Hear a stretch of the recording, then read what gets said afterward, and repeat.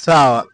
Tumezungumza juu ya namna ambavyo timu zimekuwa zikikosa hamasa. Tumezungumza kwa upande wa Bigman namna ambavyo imeshindwa kutengeneza ushirikiano wao dhidi ya wananchi ambao wapo katika mkoa huu wa Lindi.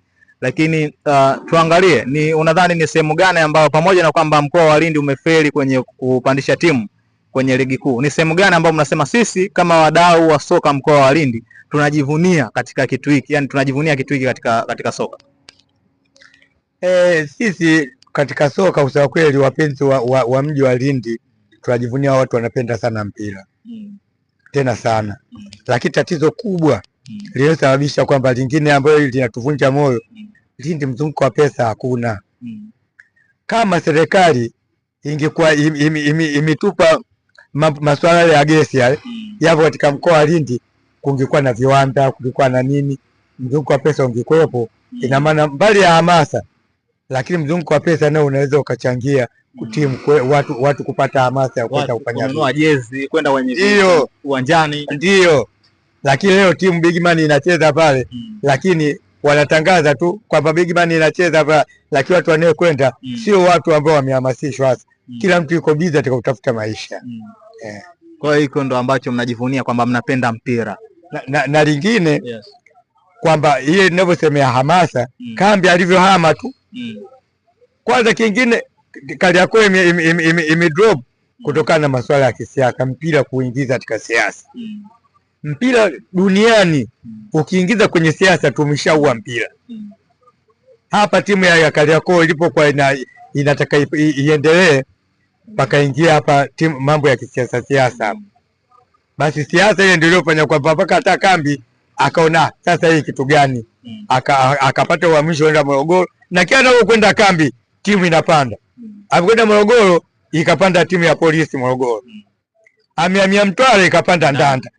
Angalia anavyohamasisha, ndio anakuambia huyu kambi mtu wa mpira. Sawa, lakini tuzungumze kwa chama cha soka cha mkoa. Unadhani wao wana kitu gani cha kujifunza ili na wao wafanikiwe kupandisha timu hata kufika championship tu, ambao wanaweza kusema hii ina asili zaidi ya 90% ni ya mkoa wa Lindi, na sasa hivi ipo katika michuano ya championship inawania kupanda daraja kwa ajili ya kushiriki ligi kuu? Kwanza mimi hata nikwambie kipindi kile cha kambi walikuwa kina mzee Shaibu Shabani. Huyo Shaibu Shabani ameshawahi kuipeleka hata timu ya taifa nje. Kwa hiyo ndio alikuwa mwenyekiti wa mkoa wa FATU wa mkoa wa Lindi. Kwa hiyo ana experience ya kuweza kuongoza. Tatizo vile katika mkoa uongozi. Kwa chama cha mpira, kwa chama cha mpira cha mkoa, cha wilaya, hakuna kitu kama hivyo kwa zamani. Na kama ingekuwa hao wanaweza kuongoza vizuri timu yetu ya Mnazi Mmoja, na wangetoa hamasa, mkuu wa mkoa na nani, isingerudi Mtwara mikono tu ikakaa Mnazi Mmoja, ingechangiwa na watu wote. Mazao ya ufuta yanapatikana, korosho yanapatikana. Je, wamehamasisha gao kuchangia?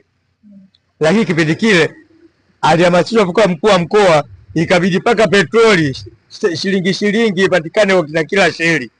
Angalia hamasa ile kawepo. Lakini timu ya Mnazi Mmoja imekwenda kucheza Mtwara, amehamasika nani? Inawezekana kuna watu pia hawafahamu kama ilienda na ikarudi mikono mitupu. Yaani inawezekana hawafahamu. Kwa sababu hicho katakiwa tunasikia wanasikia wenye mashujaa kwamba Mnazi Mmoja kesho inacheza timu yetu. Je, mjini hapa amehamasisha nani? Tuzungumze kwenye wakati ambao wewe unafundisha. Unadhani wakati wewe unafundisha na sasa hivi kuna utofauti gani katika mpira wa miguu? Tofauti kipindi kile vijana walikuwa kwanza wenyewe wachezaji kama wachezaji walikuwa wana hamasa ya kutaka kucheza mpira.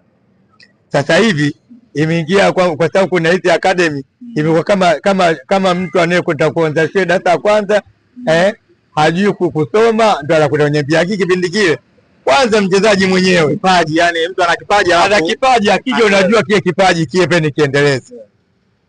Lakini sasa hivi timu daraja la 4 mchezaji unaenda kumwambia bwana hapa kuna ligi daraja la 4 utacheza, mchezaji anaanza kudai vifaa, wewe mwalimu anaanza kudai vifaa, yani mwenyewe hajihamasishi bado. Lakini kipindi kile mchezaji mwenyewe anakuja ana kila kitu. Tena kipindi kile vifaa vilikuwa shida. Lakini sasa hivi ukienda kwenye mitumba mote vifaa vipo. Kwa nini kijana mwenyewe asihamasike? Kikosi chako ambacho kwa haraka haraka unakikumbuka cha timu ya Kariakoo ulichokifundisha? Walikuwepo kina Said Keto, yes. Alikuwepo Jemadari Saidi, alikuwepo kwa kweli zamani sana. Mengi sasa. Mechi ambayo huwezi kuisahau wewe ukiwa kama mwalimu, upo kwenye benchi pale unasema ile mechi siwezi kuisahau katika karia yangu ya ufundishaji? Ilikuwa mechi mbili. Mechi ya kwanza Tukuru Stars walitoka Mbeya kwenda kucheza na timu ya ligi kuu Mtwara. Waliporudi tulikuja kucheza nao Kariakoo. Walitufunga goli 6.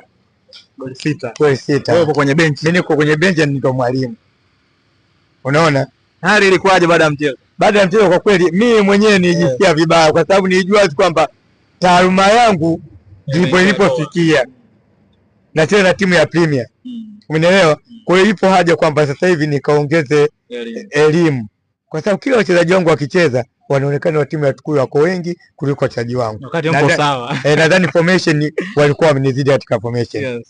Lakini la pili nilipata hamasa wakati Jemadari anaifunga Simba katika uwanja wa Ilulu wakidhania ameotea. Kumbe beki wao namba mbili wa timu ya Simba alikuwa yuko katika mstari. Jemadari yuko kwamba yuko hapa golini lakini aliziba nafasi. Kwa hiyo Jemadari akamchambua golikipa ikawa goli. Mechi ikaisha? Mechi ikaisha hapo hapo.